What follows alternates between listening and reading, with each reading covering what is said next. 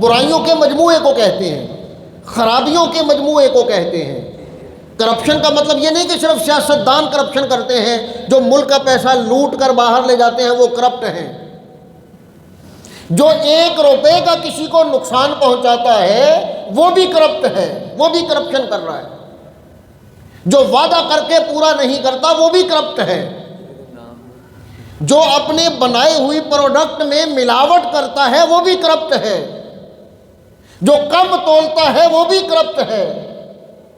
جس کا ظاہر اور ہے باطن اور ہے وہ بھی کرپٹ ہے۔ تو ہم نے سمجھ لیا کہ ہمیں سیاستدان کرپٹ ملے ہیں، ہم تو بڑے صاف ستھرے ہیں، ہم تو بڑے نیک پاک باز نمازی پرہیزگار ہیں۔